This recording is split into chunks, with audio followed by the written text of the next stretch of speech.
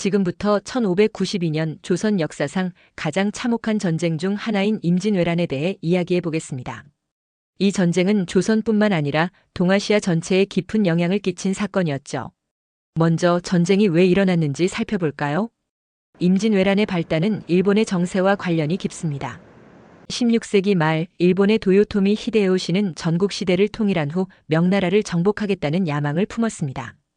그런데 중국으로 가는 길목에 조선이 있었죠.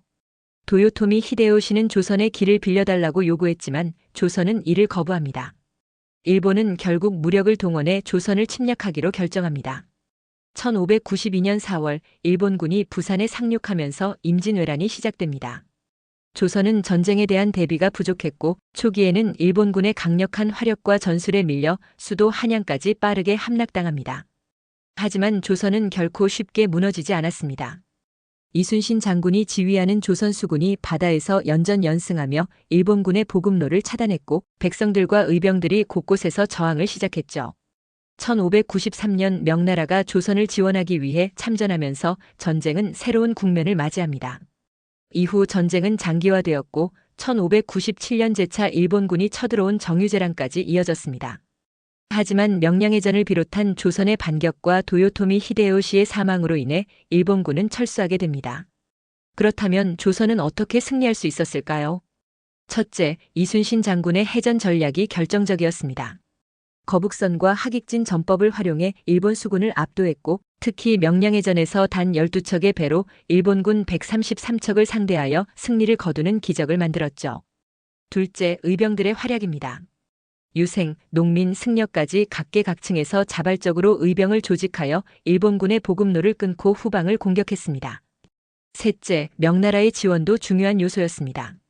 명군의 참전으로 조선은 전세를 뒤집을 기회를 얻었고 결국 일본군을 몰아낼 수 있었습니다.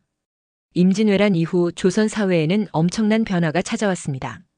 첫째, 국토가 황폐화되고 인구가 대폭 감소하면서 국가 재건이 시급한 과제가 되었습니다.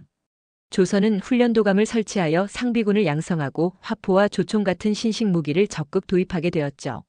셋째, 외교적으로도 큰 변화가 있었습니다. 조선은 전쟁 이후 청나라와의 관계를 고려해야 하는 새로운 외교 전략을 모색하게 되었고 일본과의 관계도 신중하게 재정비하게 됩니다.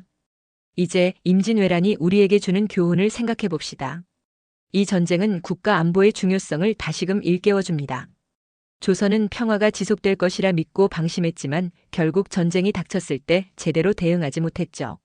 현대 사회에서도 국방력과 외교력이 국가의 존립을 결정짓는 중요한 요소임을 잊지 말아야 합니다. 또한 임진왜란은 국민의 힘이 얼마나 중요한지 보여준 사례입니다.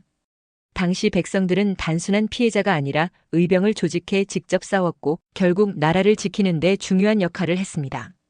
이는 현대에도 국민의 주체적인 참여와 단결이 위기를 극복하는 힘이 될 수 있다는 점을 시사합니다. 1592년 일본의 침략으로 시작된 전쟁은 7년간 이어지며 조선을 초토화시켰습니다. 하지만 조선은 이순신의 전략, 의병의 단결, 그리고 국민의 희생 덕분에 끝까지 싸울 수 있었습니다. 우리는 이 역사를 통해 국가의 대비, 국민의 힘 그리고 단결의 중요성을 다시 한번 되새겨야 할 것입니다.